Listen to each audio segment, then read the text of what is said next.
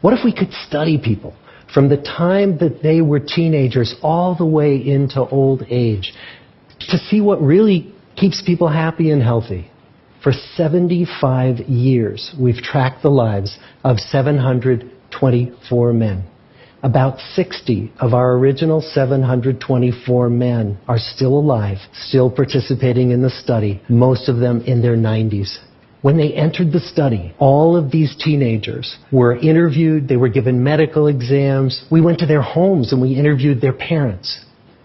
And then these teenagers grew up into adults who entered all walks of life.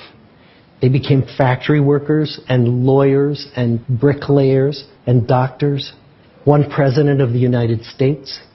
And when about a decade ago we finally asked the wives if they would join us as members of the study, many of the women said, it's about time.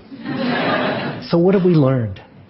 The clearest message that we get from this 75-year study is this: good relationships keep us happier and healthier. We've learned 3 big lessons about relationships. The first is that social connections are really good for us and that loneliness kills. It turns out that people who are more socially connected to family, to friends, to community are happier, they're physically healthier, and they live longer than people who are less well connected. And the sad fact is that at any given time, more than 1 in 5 Americans will report that they're lonely. And we know that you can be lonely in a crowd and you can be lonely in a marriage.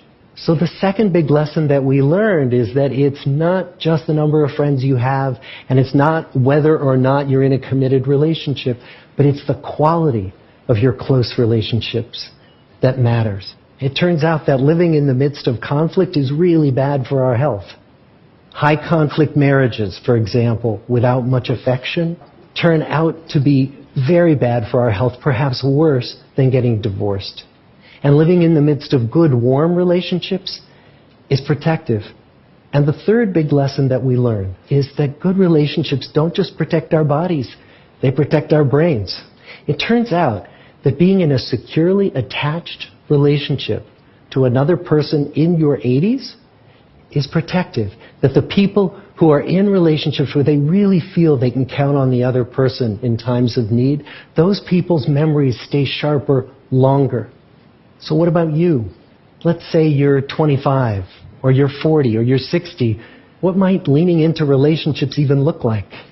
It might be something as simple as replacing screen time with people time, or livening up a stale relationship by doing something new together.